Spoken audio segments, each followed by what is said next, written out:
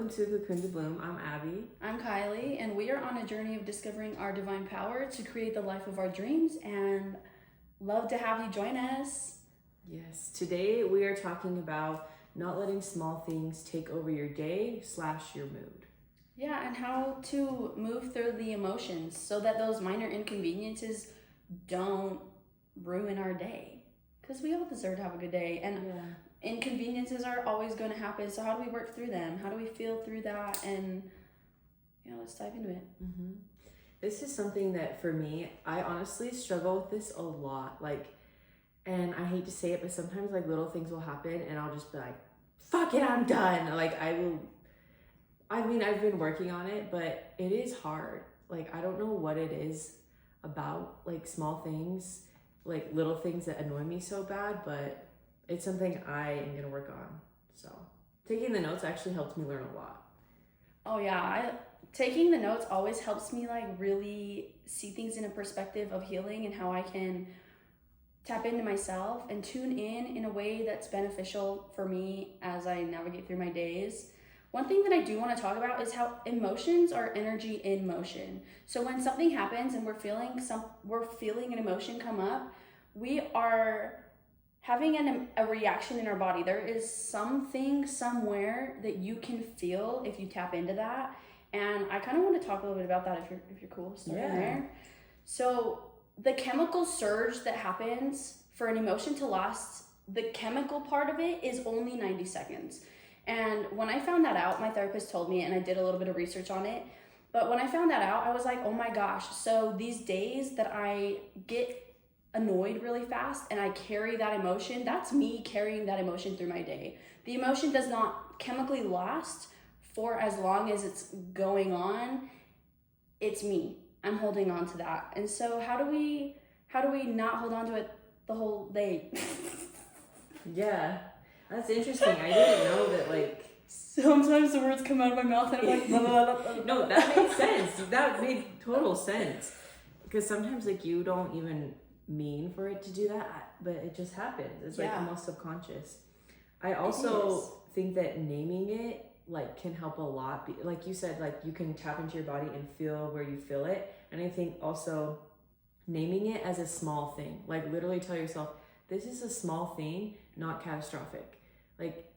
It's not going to, in my world, it's not going to kill me.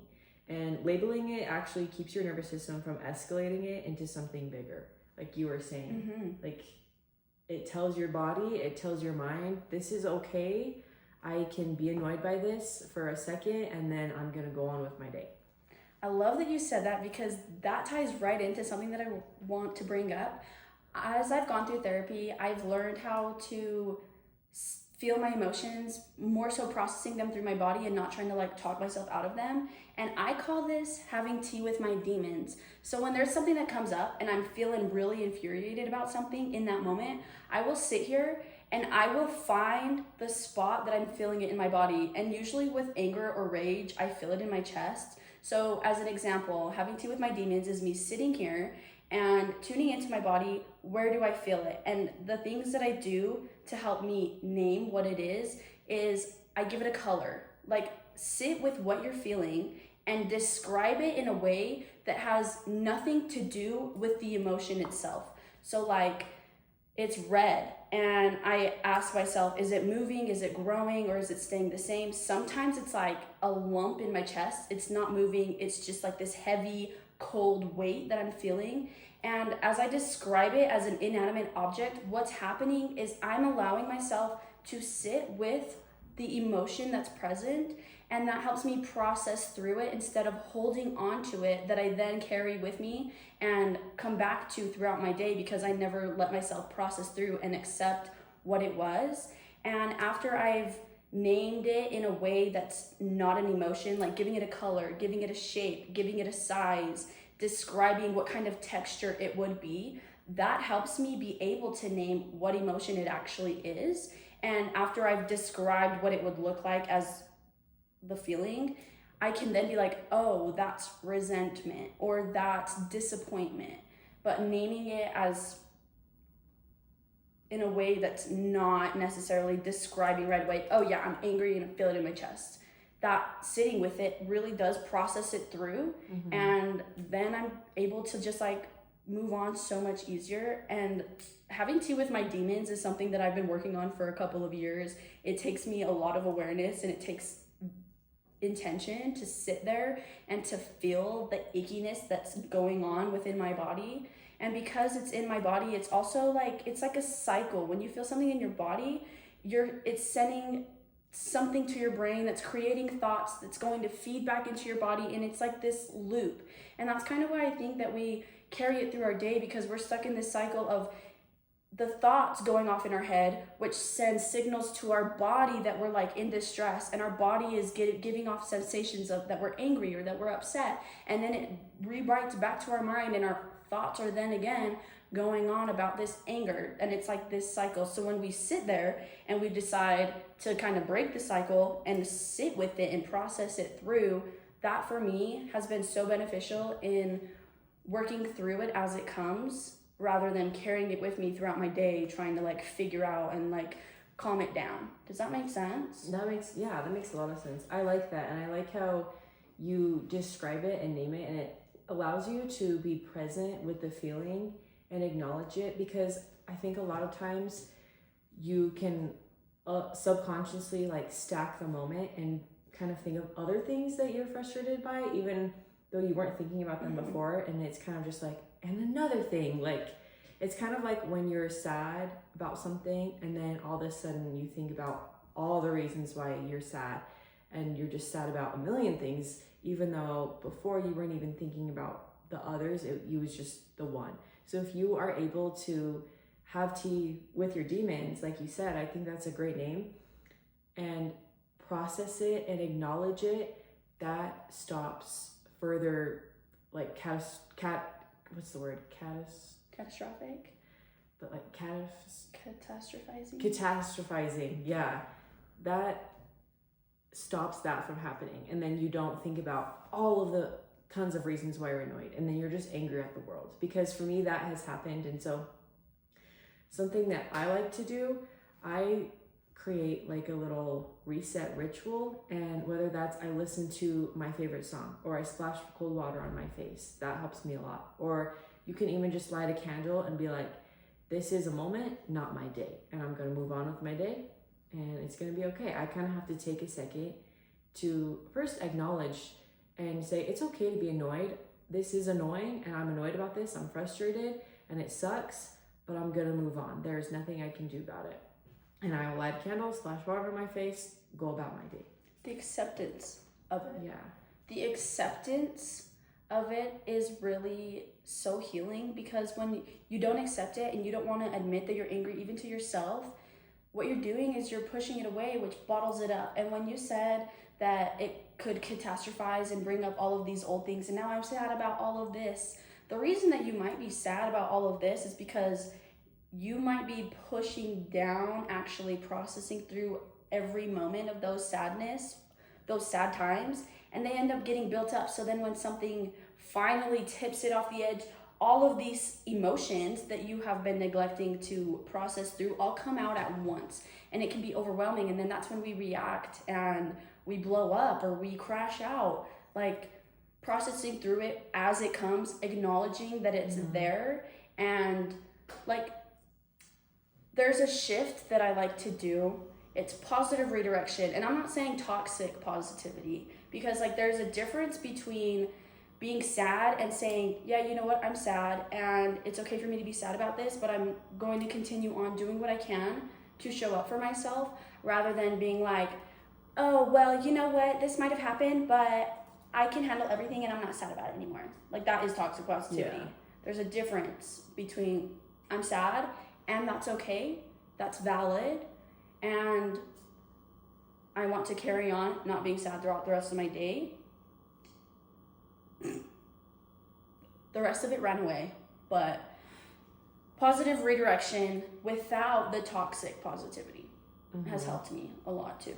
Yeah, acceptance of it really is so important, and it's really important to pause before reacting. For example, let's say you get a text that kind of makes you mad, and your first instinct is to text them back right away. Well, I hate you and you suck, and I'm actually done with this friendship. when in reality, maybe that's not the best thing. Instead of reacting quickly, you can take a moment, take a breath in, slow in and out, listen to a song, actually process what has happened, think about it, and then you have time to actually respond in the way that you would prefer, instead of kind of reacting out of anger or frustration. Because if we are just constantly reacting immediately to all these little things, we are going to make things worse for ourselves, whether we like it or not. Yeah, and sometimes taking time to process through something before you react, before you respond, it can take a different amount of time. Like sometimes it might take an hour, sometimes it might take a day. Hell, it might take a week or a month. Yeah. We all process through different things at different times, and it's okay to give yourself that time before you respond. Absolutely. And I think also separating the event from the meaning, and I'll just use this example again because it's what like comes to mind, but let's say someone you love kind of sends you a text that comes off as like rude or like they're mad at you, but that doesn't mean that your friendship or relationship with them is over. Like if, let's say your partner sends you a text that's kind of rude, kind of like a little bit of attitude maybe, that doesn't mean that you're breaking up. That doesn't mean, okay, our relationship's over, he hates me, he doesn't love me. Instead, it's good to think it through and be like, this is a moment, maybe he's having a moment, and you can both work through that and then maturely figure out what's going on, instead of telling yourself it's over. Or like your teacher gives you a bad grade on one assignment. That doesn't mean you're stupid. That is one event, that is not your life. Yeah, and I think that that's why perspective can be so fundamental into healing and growth, because you might get a text from your partner and he might be blowing up on you or say something that like hurts you, and in that moment you could either be like, oh well, you know what, he's treating me like shit, I don't want to do this anymore, or you could also see it as an opportunity to work on communication or to see something from his perspective. Maybe he is having a bad day, and holding space for that and opening up your perspective that maybe the world isn't against you, that maybe everything that happens is still working in your favor, even if it hurts, even if it's uncomfortable. Because for me, what's happened is I've had to shift my perspective into seeing everything as it's working out for me. Even a shitty situation that causes me anger, that brings up trauma, that is triggering, that's an opportunity for me to hold space for myself. That's an opportunity for me to learn more about me and why I'm getting triggered, and how maybe even changing my response to being triggered and navigating through the conversation or the situation in a way that better serves me, that I've not done in the past. I think perspective on it could be everything. Yeah, I love that. I also think, I'm sorry. Just a simple way to kind of move through it is moving your body. And I will always preach this. Like, it doesn't matter how you move. You can dance. Like, sometimes I just need to dance it out. And, like, literally I'll dance in my room. And I look stupid, but I don't care because it helps me. You don't look stupid. Thank you. Or I go on a walk. That, to me, walking is so therapeutic. And you can, while you're moving your body, you're moving through the emotion. It allows you to process it so much easier. Yes, I love that you brought up movement. That was one of the key things that I wrote down as well. Because when you move your body, you are creating this motion and you can't get stuck in it because you are actively moving. And for me, it's dancing. I will dance it out, and I don't care what I look like. Like, it's not about the appeal. It's not about how I'm gonna be perceived. That's why I dance around my apartment. I don't care. Sometimes I dance it out at the gym. I just need to like shake it out or something. Yeah. But like moving your body, movement is medicine. And you could do yoga, you could go to the gym, you could go for a walk. I like to dance. I actually do all of the above. But any kind of movement is so beneficial. Often it's easier for us to work our way from the bottom to the top. And what I mean by that is instead of thinking our way out of icky feelings, feel your way out of them. And another way, I mean, movement is definitely one of those. Another way that we can do this is breath work. When I tune into my body and I focus on controlling my breaths, slow and controlled breathing actually really does calm down your nervous system. It slows your heart rate, and you can practice like relaxing your muscles as you breathe. And when you relax your body, your mind is second-handedly gonna be slowing down with it. And so when I find myself in a position where my mind is racing and I'm not happy, it's going on and on, just diving me deeper into the shit, I will tune into my breath, I'll tune into my body and relax that so that my mind can slow down with it rather than trying to talk my mind down. Mm-hmm. I really love that. And I think I have the same issue when, like, my mind will just not stop racing. Like, it will just go. And something that helps me is actually asking myself, will this matter tomorrow or next week? And if it's truly a minor inconvenience, it likely will not matter tomorrow or next week. And if it will, then I guess that's not what this episode's about. I don't know. But, like, I always ask myself that question, and the answer is almost always, no, this is not even going to affect me next week. This won't even cross my mind. And then I'm like, okay, so there's absolutely no need for me to lose my shit.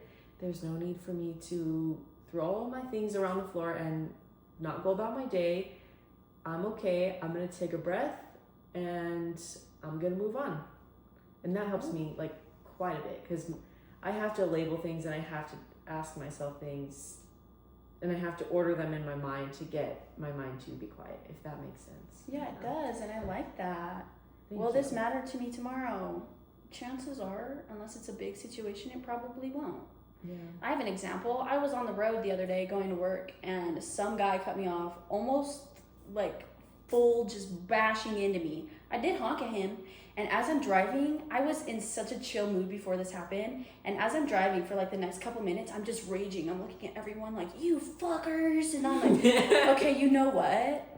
Maybe that guy didn't see me. Maybe he was dealing with his kid in the back. I don't know what the situation was, but I was in such a great mood before this incident, and I don't want to carry on this anger as I go into work. So let me take a breath and start singing my song. Let me get out of my head for a second, because I don't want to be pissed all night because some guy almost ran me off the road. Like, maybe it was an accident. Hell, maybe it wasn't. I don't know. But I don't want to be angry because of that one little incident. And I could have carried it all the way to work, but I was like, okay, I really don't want to. Yeah. Like, this is not something that I want to carry with me all night, because I know if I walk into work angry and another thing happens, it's just going to amplify. And I don't want to explode. I don't want to be the negative Nelly that's sitting there like, I hate it here. Like, I took a moment, I took a breath, and I took action onto something else, which was singing a song that I liked. And the anger seemed to disappear. I love that. I actually have an example too. Can I? Yeah, share? please. So, I have issues. Girl, me too. End it right there. No, okay. Like, You're not alone. You're not alone. I have like serious problem when my routine is messed up. I know everyone's like, I hate my routine to be messed up.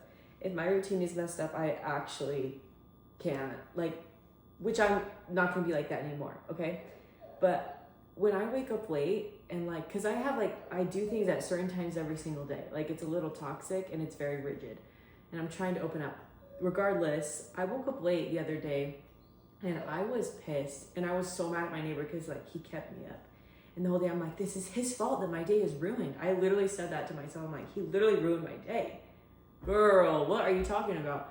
And then I walked to the gym, and usually when I walk, it's earlier because it's like earlier in the day. But this time it was like sunnier because I had started walking to the gym later in the day, and I heard birds chirping, and I was like, okay, I guess it's nice that like I get to hear the birds and the sun on my face, when usually I'm walking and I don't feel the sun on my face.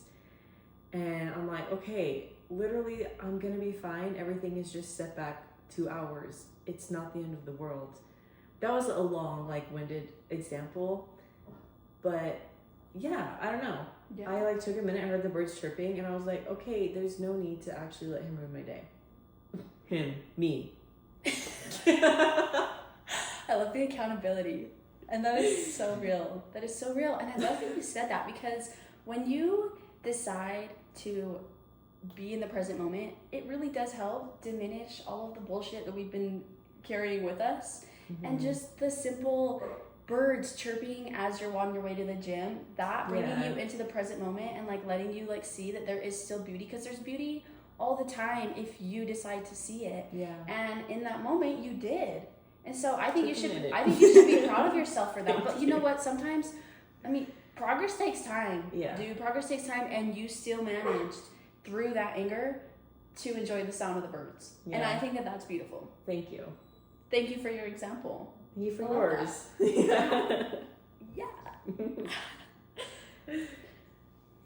Sometimes if I am really, really stuck in my head and I try to get into my body and all I'm doing is overthinking my movements and there's literally nothing that I can do to just get out of my head, if I really can't get out of my head, I will sit down with my journal and I will dump.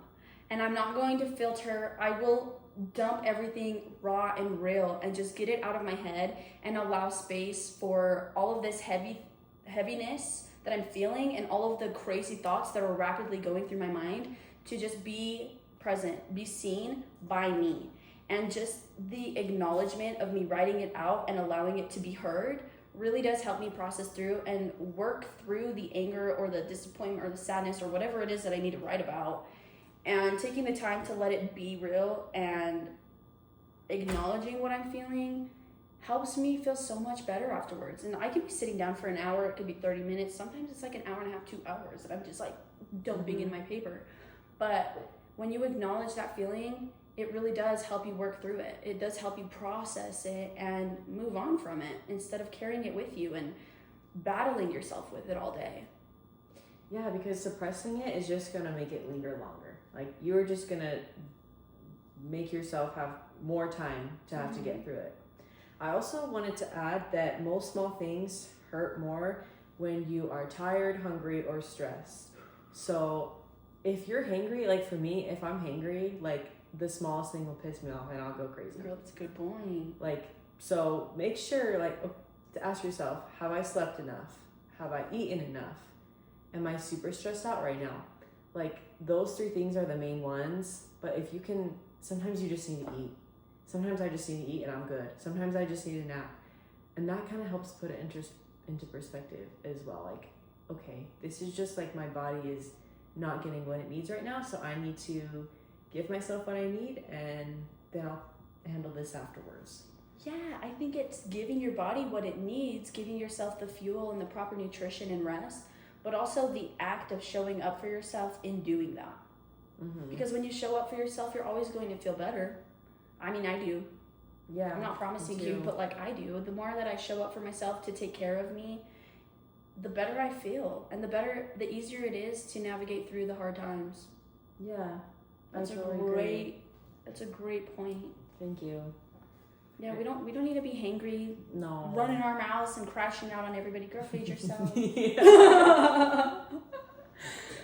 Talking to myself as well. Same.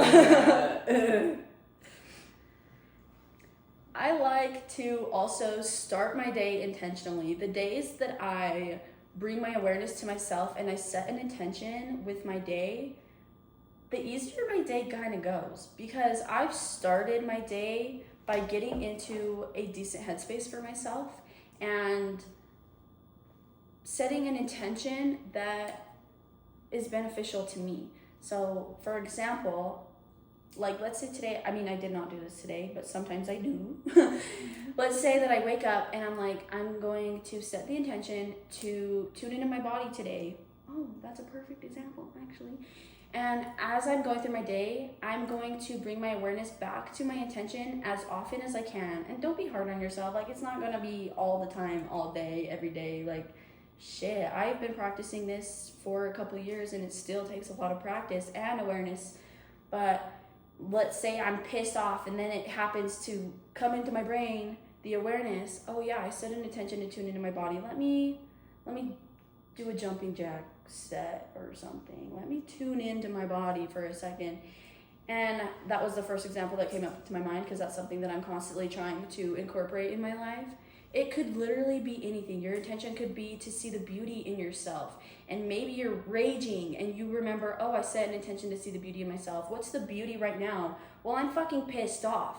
There's still beauty in that because your body is trying to tell you something. If you're pissed, that's a signal that something happened that you're not okay with.